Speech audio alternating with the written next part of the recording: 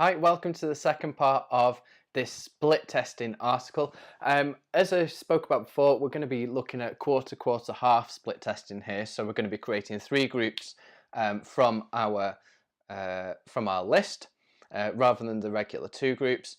So we're going to go through how it is that we're going to do that. But the main and important thing to realize is this can take a little bit of extra time. You need to decide whether you want 50% of your list to see your best email or whether you want 75% of your list to see your best email, and decide whether you want to go from there and actually do this QQH.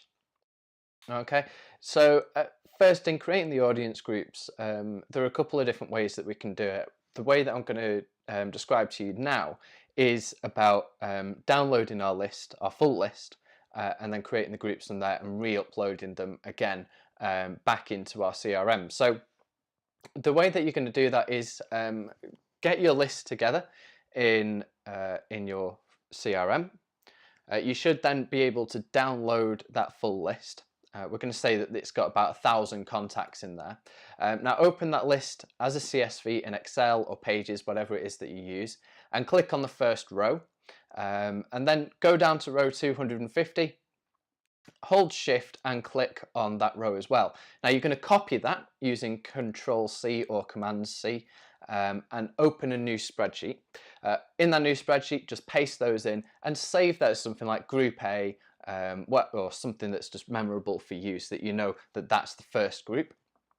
You're going to do the same then with the second group of people. So you're going to go from 251 down to 500, selecting those rows again, copy that out, put them into a new spreadsheet and save that as group B.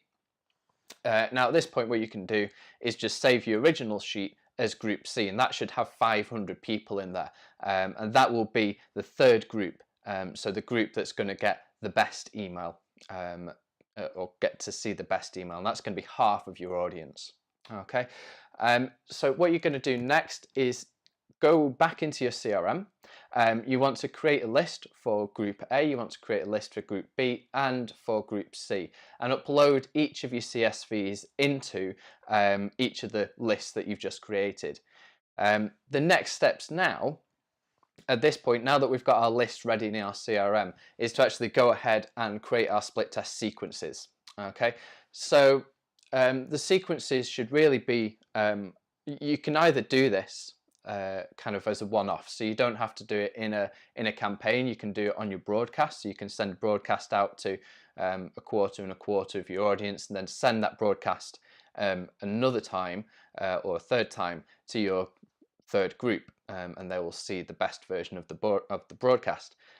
You can also do it by sequence, and then you've got to make a decision as to whether you want to do a bit more work and measure each email individually within a sequence, or whether you want to send sequence A and sequence B out separately, see which sequence does best, and then quite simply put your whole of your third list into the best performing sequence. So there's a couple of different things that you've got to do there. First of all, you need to make that decision.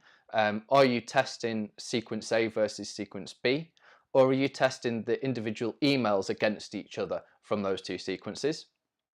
Again, if you are doing the first method where you're just testing sequence A versus sequence B, it makes it a lot more simple for you, in terms of all you've got to do is wait for those campaigns to finish, and then the rest, the half of your audience, can then go ahead and see the best sequence. You will need to do a lot more work, and you may have to turn off some of the automation aspects if you are doing email by email within a sequence.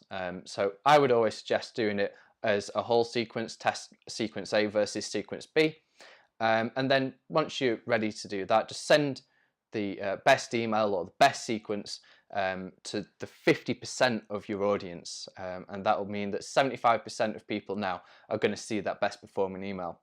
It can be a bit complicated, so if you do need a hand with it at any point, don't hesitate at all. Get in touch with me.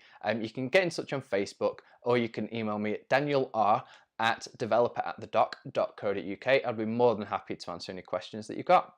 Thanks for watching, guys.